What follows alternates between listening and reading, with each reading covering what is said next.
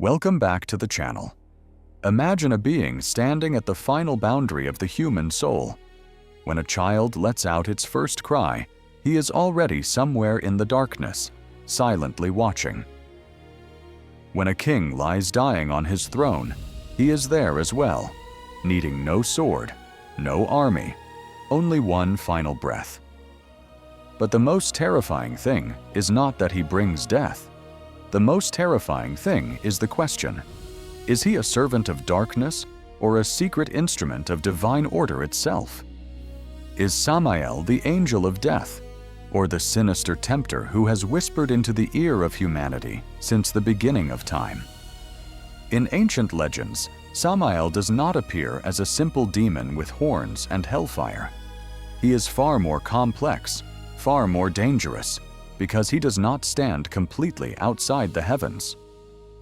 Samael is at once an angel, an accuser, an executioner, and a shadow hidden within stories of the fall.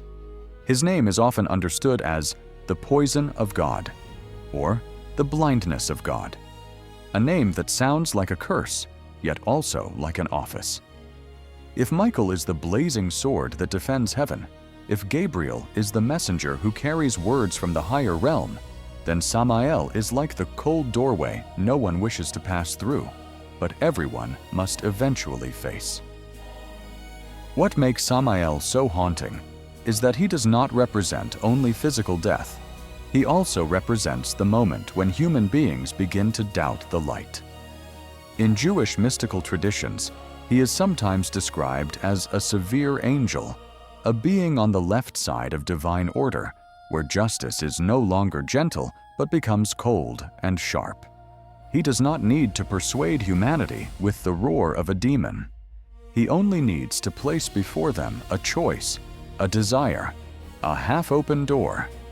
And the frightening truth is that human beings are often not defeated by the darkness outside them, but by the very small voice within them, the voice that says, "You deserve more."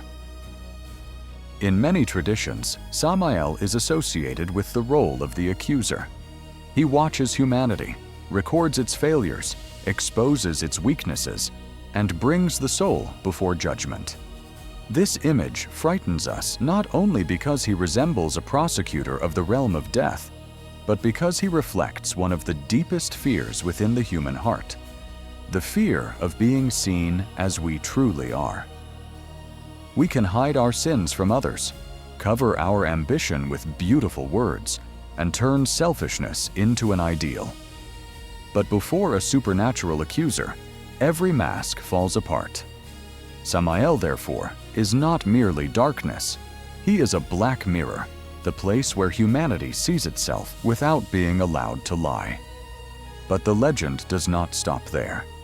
In some traditions, Samael is also connected to the serpent in the Garden of Eden, the being that led humanity to the forbidden fruit, to knowledge, and to exile from paradise. Under this interpretation, Samael does not simply bring death after life. He opens the door through which death enters human history. His temptation is not a trivial promise. He does not say, "Betray." He says, "No." He does not say, "Become a demon." He says, "Become like the divine." And it is there that the story becomes more terrifying than any war between angels and demons, because humanity's greatest temptation has never been corruption itself, but power disguised as enlightenment. In this image, Samael becomes the symbol of dangerous knowledge. Not all knowledge saves. There are truths that, when revealed too early, shatter innocence, break the old order, and throw human beings into loneliness. The Garden of Eden, in the ancient story, is not merely a garden. It is the memory of a world without shame, without separation, without death hanging over every life like a shadow. When humanity eats the forbidden fruit, they do not only come to know good and evil, they begin to see themselves. And from that moment on, humanity can never return to its original innocence.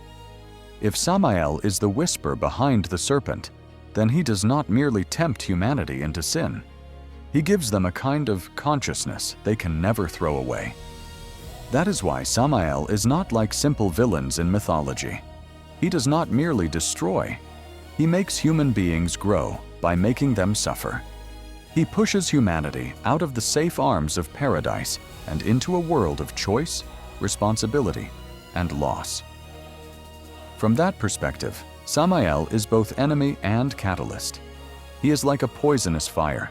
To touch it is to burn, but without it, darkness might never be seen. In modern fantasy stories, characters like this are often more dangerous than ordinary villains because they do not simply want to rule the world. They want to prove that the world was already rotten, and they are merely brave enough to peel away the golden surface. Samael is also often associated with the image of the angel of death, but death in ancient symbolism is not only an ending. It is the ultimate power that makes every crown temporary. Before death, the emperor and the beggar fall equally silent. Before death, fortresses, doctrines, victories, beauty, and fame all lose their illusion of invincibility. If Samael is the one who carries souls away, he does not necessarily resemble a bloodthirsty killer. He may be more like a cold official of the universe, one who does not come out of hatred, but because the hour has arrived. His terror lies in his calmness. He does not rage. He does not show mercy. He simply comes. But human beings have always struggled to accept an impersonal death. So we give it a face. We turn death into a god, an angel, a cloaked shadow, a scythe, the sound of hooves in the night. Samael is one of those faces, but his face is more complex because it is both sacred and poisonous.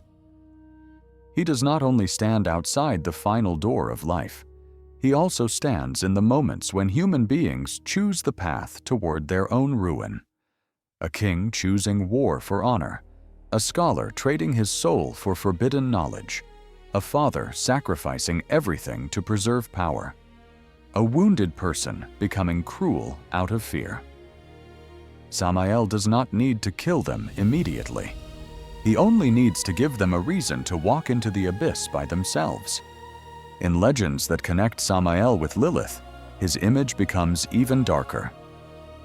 Lilith is often seen as a symbol of rebellion, desire, cursed freedom, and an ancient male fear of a femininity that refuses to submit. When Samael stands beside Lilith, they are not merely a dark couple. They become the union of temptation, defiance, death, and instincts expelled from official order.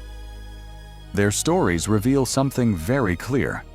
Every culture has parts of itself that it pushes out of the light, desires it refuses to name, fears it turns into demons. Samael and Lilith live in that rejected realm, where society throws everything it does not dare admit belongs to itself. That is why Samael is not merely a mythological figure. He is an ancient psychological mechanism. When humans fear their own desires, they call them demons. When humans fear death, they give it black wings. When humans fear too much freedom, they tell stories about the Tempter. Samael exists at the intersection of all these fears. He tells us that the boundary between the sacred and the demonic is not always clear. There are things born from heaven that carry poison. There are acts that serve justice, yet become so cruel they resemble evil. There are temptations that destroy lives, yet may also open truths no one dares to touch. In many fantasy worlds, a figure like Samael holds a powerful fascination because he forces the audience to face an uncomfortable question. If evil speaks part of the truth, can we still turn away so easily? A demon that only lies is easy to resist, but the most dangerous tempter is the one who uses truth to open the path toward downfall. He exposes the rot in kings, the hypocrisy of priests, the weakness of angels, and the greed hidden beneath human ideals. And when the victim begins to agree with him, he offers the next step. If the world is already this false, why should you still obey its rules? This is the point where Samael becomes an almost perfect villain for dark fantasy. He does not break the city gates with an army. He unlocks the gate from within the soul. Samael is also the image of severity without love. In many systems of belief, divine justice needs mercy so that it does not become violence. If only judgment remains and salvation disappears, if only law remains and the heart is gone, then even heaven can become terrifying. Samael represents that cold side of the universe, the place where every mistake must be recorded, every sin must be weighed, and life must repay the cost of what it has chosen. This is a powerful idea in storytelling because it makes the audience wonder, what is more frightening, a demon that hates humanity or an angel that no longer has any compassion for it? From here, Samael's tragedy begins to reveal itself. If he was once an angel, if he once belonged to divine order, then his darkness is not simply an original nature. It is like a fracture inside the light itself. He may be the image of someone who has stared too long into human sin, until he can no longer believe in purity. An angel assigned to accuse, to execute judgment, and to bring death may gradually begin to resemble the very things he handles. When someone guards hell for too long, does the smell of sulfur cling to his wings? When a being has seen every lie, every betrayal, every hidden desire, can he still believe that humanity deserves to be saved? Seen this way, Samael is not only the tempter of humanity, he may also be a victim of the role the universe gave him. Not a pitiful victim in the sense of innocence, but a tragedy in the ancient sense. A being who is consumed more and more by the very function he performs. Does he carry poison because it is his nature, or because it is the cup he was forced to hold? Did he become darkness because he rebelled against the light, or because the light needed a place to cast its shadow? These questions make Samael deeper than any ordinary demon. He does not merely make us fear him. He makes us fear the system that created him. In modern culture, this image continues to live in many forms. We see Samael in fallen angels, apocalyptic judges, dark gods who speak in gentle voices, and villains who believe they are purifying the world. We see him in stories where death is not the final enemy, but the final truth-teller. We see him in fantasy worlds where heaven is no longer completely pure, hell is no longer completely irrational, and humanity is trapped between powers that all believe they are right. The strength of Samael's image lies in the way he breaks simplicity. He forces the story to mature, to step out of a black and white war and enter the gray realm where every choice has a price. And perhaps that is why human beings remain haunted by tempters. Not because we want to be destroyed, but because deep down we want to hear someone say that our desires are not wrong. Samael does not need to invent the darkness inside the human heart. He only needs to call it by its true name. He does not create the ambition of the king. He only makes it louder.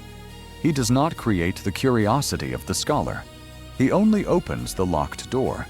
He does not create the resentment of the abandoned. He only hands them a sword. Temptation, therefore, is not an entirely external force. It is a conversation between the darkness outside and the darkness already within. This makes Samael an extremely fitting figure for the world of dark mythology. He does not need a castle in hell or a throne of bones to be terrifying.